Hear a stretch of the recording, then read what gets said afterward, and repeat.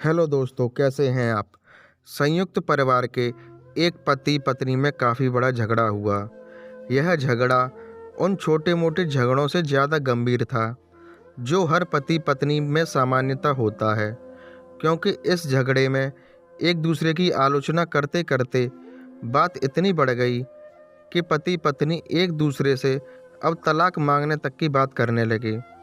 संयुक्त परिवार के बाकी के सभी लोग बहुत परेशान हो गए और वह सब किसी तरह इन दोनों को समझाकर इस झगड़े का अंत करना चाहते थे। जब सभी के प्रयास काम नहीं आए तो वे लोग पति पत्नी के इस जोड़े को घर के सबसे बुजुर्ग सदस्य यानी दादाजी के पास लेकर गए।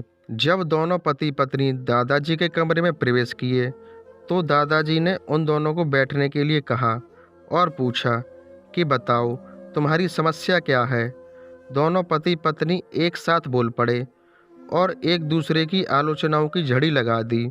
जितनी कमियां पत्नी अपने पति में गिना रही थी, उससे ज़्यादा कमियां पति भी अपनी पत्नी में गिना रहा था और कई मिनटों तक यह सिलसिला चलता रहा। दादाजी ने भी इन दोनों को नहीं रोका और उनको अपना अपना गुस्सा एक दूसरे पर उतारने दिया।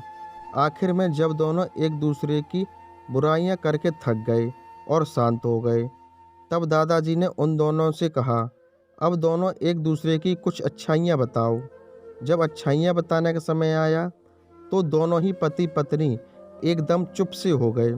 शायद गुस्से में उन्हें कुछ याद नहीं आ रहा था या फिर गुस्से की वजह से वह एक दूसरे की अच्छाइयाँ बताना नहीं चाहते थे। दादाजी ने यह बात भी महसूस कर ली। थोड़ी देर तक जब कोई भी नहीं बोला, तब दादाजी ने कहा, अच्छा ठीक है, यह लो पेपर और पेन और एक दूसरे की अच्छाइयाँ इसमें लिखो।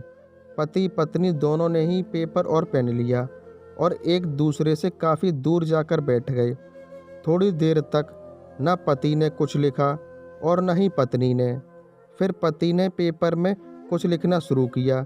उसे देखकर पत्नी ने भी अपने पेपर में लिखना शुरू कर दिया। ऐसा लग रहा था जैसे दोनों एक दूसरे से कंपटीशन कर रहे हों। काफ़ी समय तक दोनों ने पेपर में लिखा और जब पेपर लिखावट से भर गया, तब दोनों ही अपना अपना पेपर लेकर दादाजी के पास उन्हें देने के लिए गए। दादाजी ने उन दोनों के ही पेपर लेने से मना कर दिया और कहा कि अपने अपने पेपर एक दूसरे को दे दो और अब एक दूसरे के पेपर पढ़ो। पति ने पत्नी को और पत्नी ने पति को अपना पेपर दे दिया। वे एक दूसरे के पेपर पढ़ने लगे।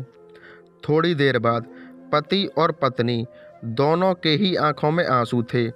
पेपर में अपने बारे में लिखी अच्छाइयाँ पढ़कर पत्नी तो फूट फूट कर रोने लगी। पत्नी को रोता देख पति उसे चुप कराने के लिए दौड़ पड़ा और माफ़ी मांगते हुए उसे मनाने लगा। पत्नी ने भी पति की माफ़ी मांगी और माहौल ऐसा हो गया जैसे कभी कोई झगड़ा हुआ ही न था। दोस्तों, कमियां और खूबियां जगत के हर इंसान में होती हैं। अब हमारे ऊपर होता है कि हम कमियां देखकर अपने जीवन को नरक बना लें या फिर खूबियां देखकर अपने जीवन को स्वर्ग बना लें।